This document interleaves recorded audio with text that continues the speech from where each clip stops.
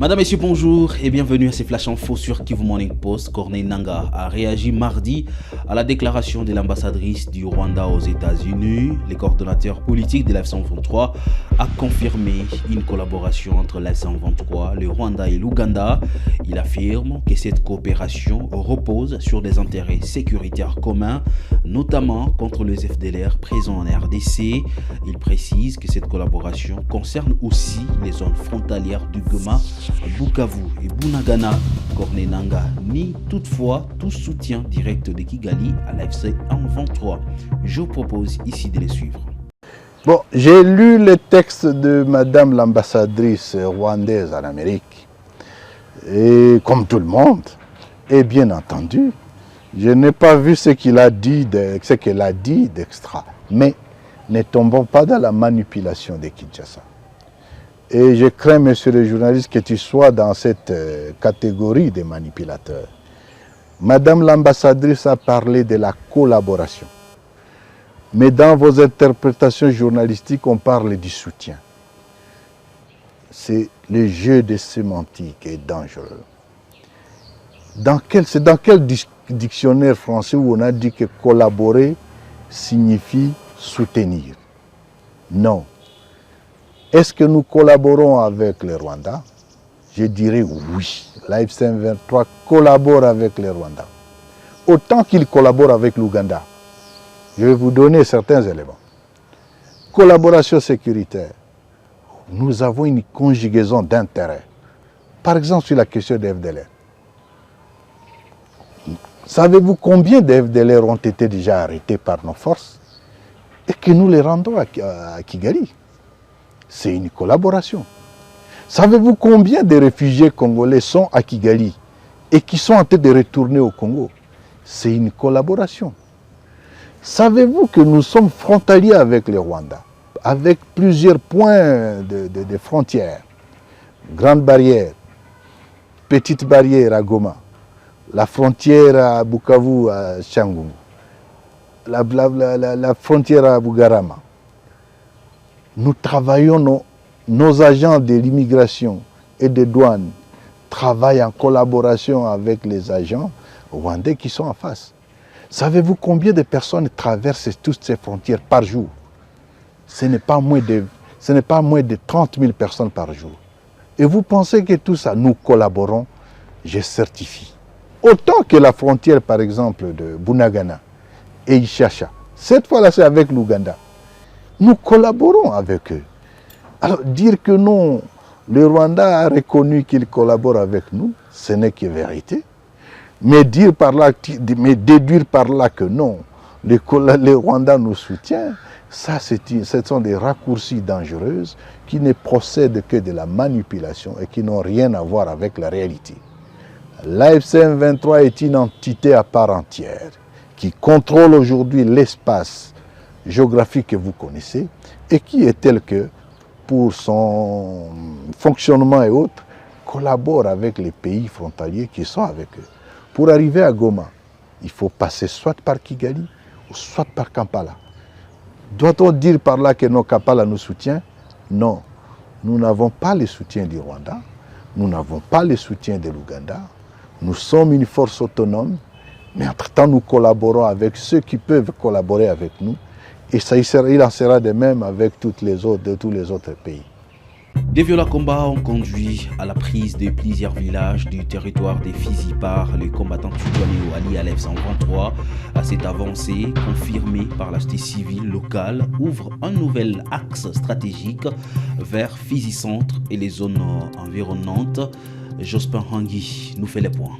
Les combattants turwanais alliés à la 123 ont pris le contrôle des villages d'Angoulé, Bikiaka et Naele dans le territoire de Fizi, au sud Kivu, après avoir délogé l'armée congolaise, les militaires burundais et les Wazalendo. Cette zone ouvre la voie vers Bibokoboko et Fizi Centre.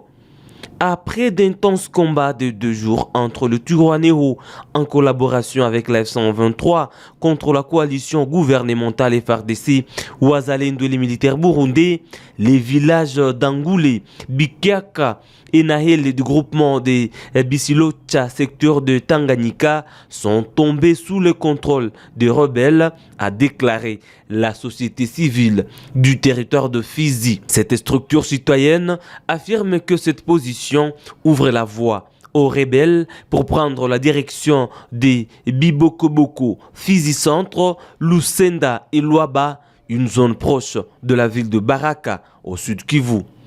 Depuis une semaine, des violents combats sont signalés dans le haut plateau où la situation reste tendue. La connexion Internet demeure coupée dans la zone. Parlons toujours actualité dans ces flashs en formation. Les activités économiques ont repris mardi 27 janvier 2026 entre Uvira au site Kivu et Kalemi dans la province du Tanganyika. Les autorités du Tanganyika autorisent de nouveau les échanges commerciaux et les trafics lacustres après une suspension liée à l'insécurité. Gouvernorat du Tanganyika, le gouverneur. Communiqué officiel numéro 10, bar CAB, bar GOUV, -tang, bar 001, bar CKM, bar 2026. À l'adresse des services étatiques tous, opérateurs économiques tous, à la population de la ville de Kalemi et des territoires de la province du Tanganyika. Dans le cadre de la restauration progressive de l'autorité de l'État, ordonnée par le gouvernement de la République démocratique du Congo, et la reprise de toutes les activités économiques ainsi que les mouvements migratoires transfrontaliers, interrompus depuis quelques mois en raison des impératifs sécuritaires.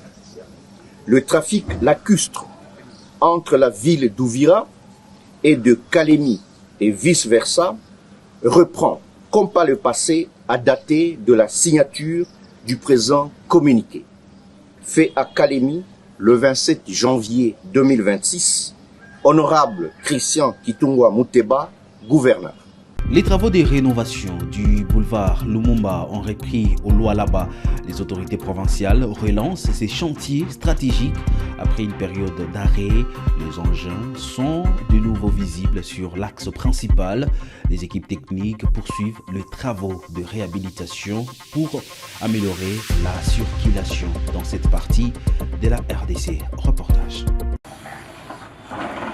Les travaux de rénovation du boulevard Lumumba ont officiellement repris le lundi 26 janvier 2026 sous l'œil attentif du ministre provincial des infrastructures et travaux publics, le professeur Moïse Moukepe, en visite d'inspection sur ces chantiers d'intérêt majeur. Sur le terrain, les ouvriers de l'entreprise chargés de l'exécution sont pleinement mobilisés et travaillent d'arrache-pied afin de mener à terme ces travaux de grande envergure destinés à améliorer durablement la voirie urbaine. Satisfait de l'évolution et de la qualité des ouvrages réalisés, les patrons des ITP au Lualaba s'est réjoui du respect des normes techniques observées. Il a invité les usagers de cette artère stratégique à faire preuve d'optimisme tout en réaffirmant l'engagement ferme de l'autorité provinciale Masuka Senfifi sous l'impulsion du président de la République, Félix-Antoine Tshisekedi Tshilombo, a doté la province du Lualaba d'infrastructures modernes et durables. Ceci, c'est juste un signal pour dire à nos compatriotes que tout est fait sur base d'une planification et ce, en tenant compte de beaucoup de paramètres. Donc il n'y a aucun projet, aucun chantier, n'est-ce pas, qui sera inachevé, non. Nous travaillons d'arrache-pied avec nos entrepreneurs afin que tous les projets initiés par l'autorité provinciale arrivent à terme et que ces ouvrages soient livrés à la population en bonne et due forme. Nous appelons donc nos compatriotes à l'apaisement, à la tranquillité et surtout à continuer à nous faire confiance. Nous sommes là, leurs ouvriers, et travaillant pour eux afin que exactement nous puissions répondre à leurs desiderata. Au-delà de la réfection de la chaussée, le boulevard Lumumba sera également doté de caniveaux modernes pour une meilleure évacuation des eaux de pluie, principal ennemi de la voirie, ainsi que d'un système d'éclairage public renforçant la sécurité et la mobilité urbaine. Un projet structurant qui s'inscrit dans la droite ligne de la vision chef de l'État et de la politique de développement du gouvernement provincial résolument tourné vers l'amélioration du cadre de vie des populations. Le ministre provincial des Infrastructures et Travaux publics a tard dans la soirée effectué une descente d'inspection des travaux de lutte contre la tête d'érosion qui menace la route nationale numéro 39, jonction avec la route bypass sud. L'entreprise à pied d'œuvre s'active davantage afin de préserver cette route d'intérêt social et économique. Fin de ces flash infos sur Kivu Morning Post. Messieurs, dames, merci à vous de l'avoir suivi. C'est pour la première fois que vous suivez votre chaîne. Abonnez-vous sur Kivu Morning Post pour ne rien rater sur ce qui se passe à l'est de la République démocratique du Congo. D'ici là pour d'autres nouvelles.